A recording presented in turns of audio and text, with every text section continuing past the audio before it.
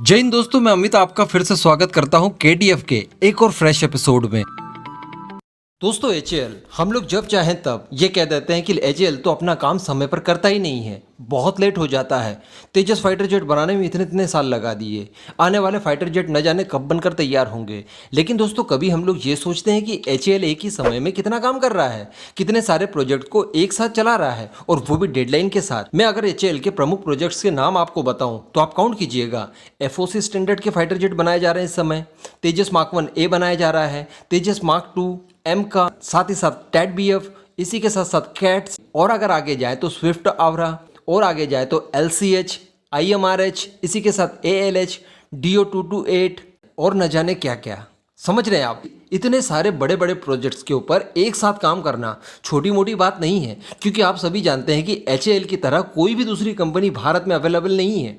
जो कुछ करना है एचएएल को ही करना है, और वो भी दोस्तों टाइट बजट के साथ। आप जानते हैं ना कि एचएएल ही नहीं, डीआरडीओ, इसरो, जमाने भर की रिसर्च एंड डेवलपमेंट की जितनी भी कंपनीज है भारत के अंदर, और जो जो डिफेंस के क्षेत्र में काम करती हैं, भारत को ताकतवर बना रही है, उनके पास बजट की बहुत कमी है।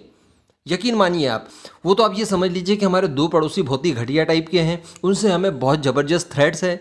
इस वजह से हम लोग डिफेंस के क्षेत्र में इतने आगे हुए हैं, वरना इतना कुछ करने की कैपेसिटी हमारी नहीं है।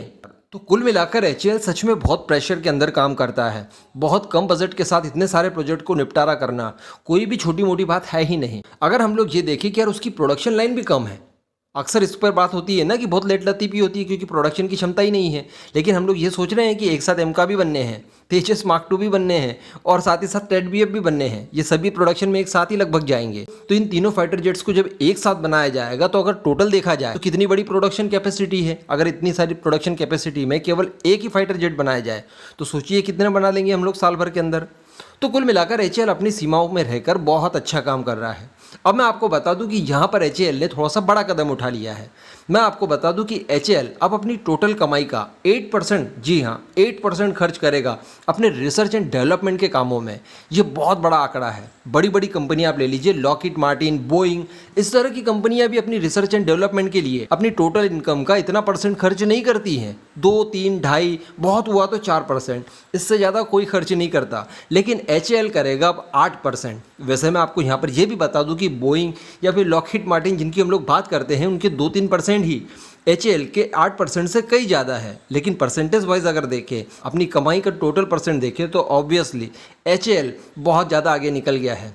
अगर इसी तरह से हमारे रिसर्च एंड डेवलपमेंट के कामों पर खर्चा ज़्यादा हुआ तो यकीनन दोस्तों हम लोग बहुत आगे जाएंगे। अगर हम लोग साल भर में 50 की जगह 25 फाइटर जेट भी मैन्युफैक्चर करते हैं तो कोई प्रॉब्लम नहीं है।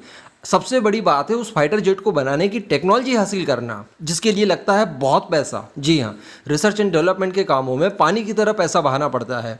तो आप सबसे पहले रिसर्च एंड डेवलपमेंट को संभालिए, प्रोडक्शन तो अपने आप हो जाएगा। समझ रहे हैं आप, किसी को भी टेक्नोलॉजी ट्रांसफ़र कर दीजिए प्राइवेट फर्म्स को, वो आपको ये सारी चीज़ें बनाकर बड़ी आसानी से दे देगी।